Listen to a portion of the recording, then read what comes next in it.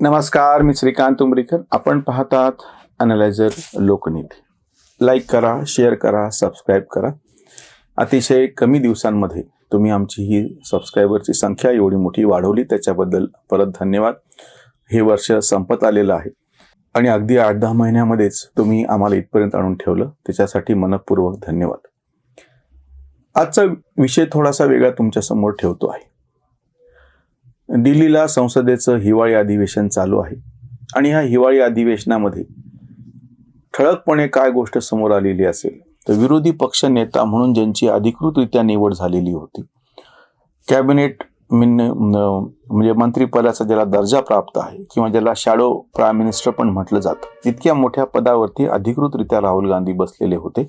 आत्ता ह्या पावसाळी अधिवेशनातली गोष्ट. लोकसभेच्या निवडणुका झाल्या, निकाल लागल्याच्या नंतर जे पहिलं अधिवेशन भरलं पावसाळी अधिवेशन, आता हे दुसरं सत्र हिवाळी अधिवेशन. अगदी म्हणजे एका सत्रात ज्याच्या विरोधी पक्ष नेतेपदाचा रंग उडून गेला. आम्ही आधी व्हिडिओ केलाय, पण फक्त तुम्हाला मी थोडक्यात सांगतो की 4 प्रमुख या इंडिया आघाडीतले पक्ष होते काँग्रेस शिवायचे. संख्येने त्यातल्या त्यात मोठा असलेला पक्ष होता समाजवादी पक्ष, 37 ज्यांचे खासदार होते. आणि त्यांनी त्या विधानसभेच्या पोटनिवडणुकीच्या निमित्ताने ज्या पद्धतीनं चुना लावला काँग्रेसला आणि लढायचं तर आमच्या चिन्हावर लढा इतपत सांगितलं. आणि हे नेतृत्व कशा पद्धतीनं कामाचं नाही. दुसऱ्या ममता बॅनर्जी, 28-29 त्यांचे खासदार आहेत पश्चिम बंगालमधून निवडून आलेले, आणि इंडिया आघाडीचं नेतृत्व करण्यास आपण कशा तयार होते तिने सुचवलं. आणि ह्यांचं सगळं म्हणजे काय म्हणता येईल त्याला, जे काही सगळं ठरवलं होतं त्याच्यावरती पाणी फिरणे असं आपण जे म्हणतो ना, तसं झालं ते. अरविंद केजरीवाल आता दिल्लीला विधानसभेच्या निवडणूक आहेत आणि आम्ही स्वतंत्रपणे लढणार असं त्यांनी जाहीर करून टाकलं.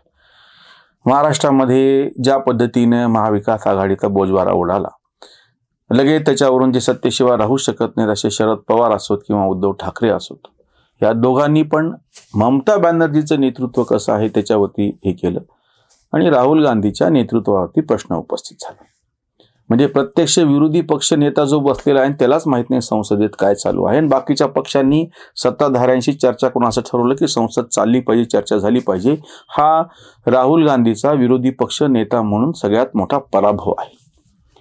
पण जो मला आज मुद्दा समोर ठेवायचा, हरीश साळवे सारखे घटनातज्ञ आणि बाकीचे लोक जेव्हा मांडतात की प्रत्यक्ष संविधानावरती जेव्हा चर्चा संसदेमध्ये सुरू झाली, पंतप्रधान मोदींचं भाषण तुम्ही सगळ्यांनी ऐकलं असेल, प्रियंका वाड्रा यांचं भाषण तुम्ही ऐकलं असेल, आणि लक्षात असं आलं पहिल्यांदा की एखादी चर्चा सुरू होत असताना नेहमी विरोधी पक्षातला खासदार जो महत्वाच्या पदावरती म्हणा किंवा माजी मंत्री राहिलेला जबाबदार आहे म्हणा, त्यांनी त्या चर्चेला सुरुवात कशी करावी याचं उदाहरणच इंग्रजी पत्रकारांनी फार सविस्तर दिलेलं आहे. के अँटनी सारखे नेते असो, हे सगळे कसे, किंवा अभिषेक मनु सिंघवी सुद्धा, म्हणजे कपिल सिब्बल सारखे नेते असो, हे सगळे संसदेमध्ये एखादा विषय जेव्हा यायचा तेव्हा विरोधकांच्याकडून कशा ताकदीनं तो विषयाला तोंड फोडायची. आणि आता नेमकं तुम्ही प्रियंका वाड्रा सारख्याला पुढं केलं की ज्याचा काहीच उपयोग झाला नाही. संविधानाचा जो मुद्दा आहे, संविधान बचाव, आणि जेव्हा याच्या संदर्भामध्ये हरीश साळवे सारखा वकील सविस्तर टिप्पणी करतो आहे की जेव्हा की आजच आपल्या या न्यायालयाच्या समोर प्लेसेस ऑफ वर्शिप ऍक्ट, वक्फ बोर्डचा कायदा, हे सगळे विषय चर्चेला आले असताना संविधानाची चर्चा संसदेमध्ये होते आहे. अपेक्षित असं होतं की विरोधकांनी ह्या प्रश्नावरती मुद्देसूद पद्धतीने सत्ताधाऱ्यांना फाडून काढायला पाहिजे किंवा त्याच्यातल्या त्रुटी दाखवून जनतेच्या हितासाठी फाडून काढायला पाहिजे. म्हणजे काही ठरूनच विरोध करायचा असा नाही मुद्दा आहे. आणि नेमकं दिसताना असं चित्र दिसतं आहे की विरोधक चाच पडायला लागले, त्यांचा नेता ठरलेला नाहीये, जो नेता आहे त्याच्यावर विश्वास नाही. त्याच्या नेमकं उलट सत्ताधारी, केवळ ते खरं तर संख्या नाहीये त्यांच्याकडे स्वतःची, इंडिया आघाडीने ज्या पद्धतीने त्यांना अतिशय जोरदार असं हे दिलेलं होतं, संघर्ष केला होता, 234 इतके प्रचंड संख्येने विरोधकांचे खासदार संसदेत आज बसलेले.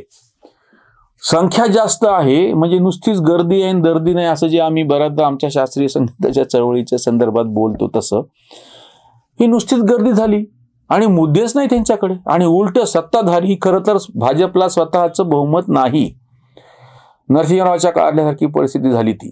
त्यांनी तरी निवडणुकीच्या नंतर, ह्यांचं नशीब एवढं चांगलं की ह्यांनी निवडणूक पूर्व युतीला तरी स्पष्टपणे बहुमत आहे, समोर असा सावळा गोंधळ असल्यामुळे कुठलाच धोका नाही. तर ते आक्रमक आहेत. तुम्ही हे सगळे मुद्दे बघा. जेव्हा संविधानाचा मुद्दा आला तेव्हा सगळ्यात जास्त संविधानाचा अपमान केव्हा केला गेला? 3 मुद्दे आहेत. आम्ही हे परत ठेवतो आणि ठेवणार सुद्धा. पण नंबर 1 1951 पहिल्यांदा शेड्यूल 9 परिशिष्ट 9 मध्ये सगळे जमीनविषयक कायदे टाकले आणि शेतकऱ्याच्या गळ्याला गळफास लावला. ते सगळे जमीनविषयक कायदे, त्याच्यानंतर इसेन्शियल कम्युनिटी ऍक्ट, म्हणजे ह्या ज्या पद्धतीने अत्यावश्यक वस्तू कायदा, ह्या सगळ्यातून सगळ्यात पहिल्यांदा संविधानाचे वरती हल्ला झाला. नंबर 2 सगळ्यात जास्त गंभीर हल्ला झाला संविधानावरती तो आणीबाणीच्या काळामध्ये. त्याच्यावरती खूप चर्चा झाली म्हणून फक्त मी उल्लेख करतो आणि सोडतो. ह्या दोन्हीलाही काँग्रेस जबाबदार आहे की जेव्हा सगळ्यात जास्त संविधानाचे तुकडे तुकडे केले गेले, संविधानाचा गळा घोटला, संविधानाचा लोकशाहीचा खून झाला, तो आणीबाणीचा कालखंड हा सगळा काँग्रेसचा कालखंड आहे.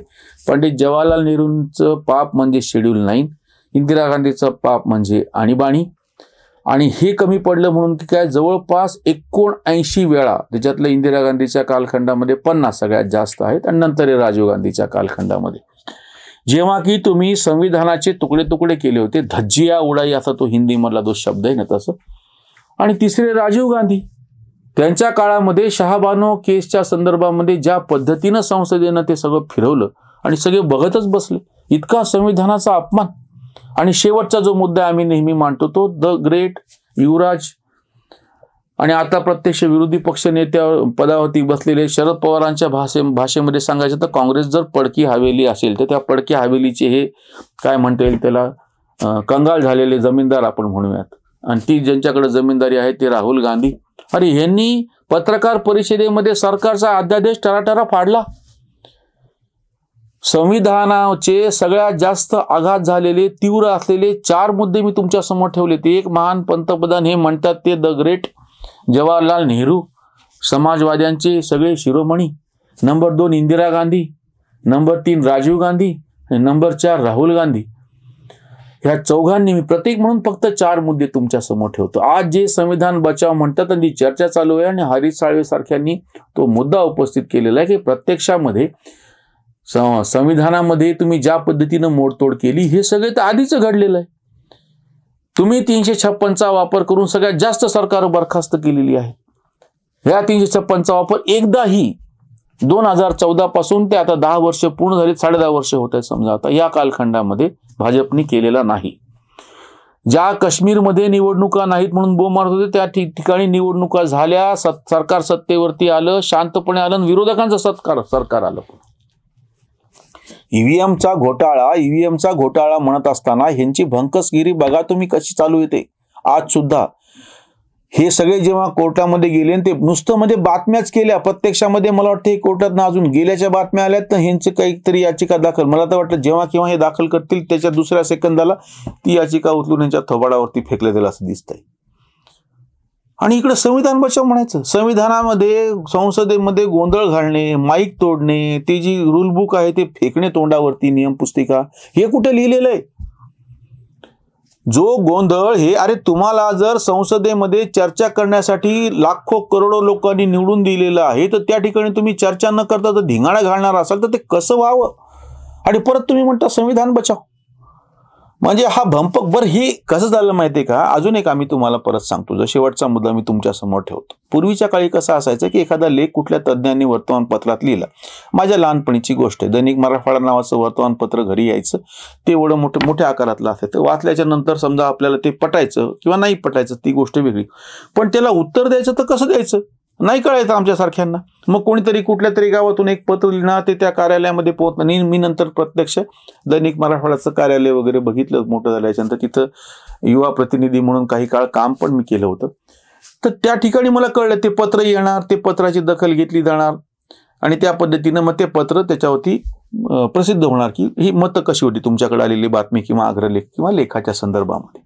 आणि हे खूप वेळखाऊ असायचं, बरेच जण पत्र लिहायचे नाही. आताचं जे माध्यम नवीन ताकदीचं असं आहे, कोणी काही बोललं की लगेच त्याच्यावरची प्रतिक्रिया उमटती, सोशल मीडियावरती उठते किंवा आम्ही हा व्हिडिओ केल्या तुम्ही ऐकल्या खाली त्यावर कॉमेंट लिहिता, पाठिंबा देणारी असो, विरोध करणारी असो, किंवा आमच्या मर्यादा दाखवून देणारी असो, किंवा आमचं कौतुक करणारी असो. याच्यात काहीच वेळ लागत नाही. तुम्ही दिलेली प्रतिक्रिया मी समजा ते स्क्रोल करत असेल तर लगेच मला दिसते. नवीन मीडिया हे काँग्रेसनी जो काही मूर्खपणा संविधानाच्या बाबतीत केला आहे, हे जेव्हा संसदेमध्ये भर संसदेमध्ये एखादा सत्ताधारी पक्षाचा निशिकांत दुबे सारखा, सुधांशु त्रिवेदी सारखा खासदार धाडधाड बोलून चिंध्या उडवतो, ते सगळं भाषण ताबडतोब लोक ऐकतात ना. आम्ही पण सांगायची काही गरज नाही. तुमच्यापैकी ज्या कोणाला आवड असेल ना हे नीट पाहायची, त्यांनी ही सगळी कारवाई नीट पाहत जा. चालू असताना पहा, नंतरचं रेकॉर्डिंग सोडा. किंवा सर्वोच्च न्यायालयाच्या ह्या केसेसचे रेग्युलर अपडेट सुद्धा आता ह्याच्यावरती उपलब्ध आहेत व्हिडिओ ह्याच्यातून. आणि कपिल सिब्बल सारख्यांना लाज वाटली, त्यांनी आग्रह केला होता की हे ऑनलाईन सगळं बंद करा म्हणून, कारण की त्यांची इज्जत चाललेली. आपल्याकडचे घंटा तज्ञांना सर्वोच्च न्यायालयाने कसं फाडून टाकले त्याच्यावर पुरावे आहेत ना. हे म्हणले आम्ही जनतेचा आवाज उठवायला गेलो, ते उभं राहिले आणि एका वाक्यातच त्यांना तेव्हाचे सरन्यायाधीश धनंजय चंद्रचूड आणि खाली बसवलं. तुम्ही कुठल्या बाजूने सांगणार, तुम्हाला जे सांगायचं ते कपिल सिब्बलांकडे द्या, संपला विषय, बसले खाली. हे बघितलं ना लोकांनी ऑनलाईन. आमच्यासारख्यांनी सांगायचं किंवा आमचा काहीतरी विरोध आहे, कोणाची टिंगल टेवाळी करायची काही गरज नाही. तुम्ही जेव्हा सार्वजनिक म्हणजे सोशल मीडियामध्ये असा हात करून म्हणता की किती जण जागा निवडून येणार आहेत महायुतीच्या, तर 5 त्यांना सांगायचं होतं. असा फोटो आहे यांचा समाज माध्यमातला. आणि जेव्हा त्याच्यावरती टीका झाली, कारण की तोच फोटो उचलून नंतर लोकांनी वापरला की आता हे 5 तुमच्या जागा किती आल्यात बघा 288 मध्ये. त्याच्यामुळे ह्याच्यामध्ये काय झाले माहिती आहे का, नवीन माध्यमांमध्ये कोणाला अशा पद्धतीनं खोटं बोलून किंवा आपलं फेक नॅरेटिव्ह पुढे रेटायला फार संधी नाहीये. एखाद्या वेळेस थोड्या काळापुरतं तू चालू शकतं ते, जसं लोकसभेच्या निवडणुकीच्या मुळे काही ठिकाणी झालं, तेही मी सगळं म्हणत नाही.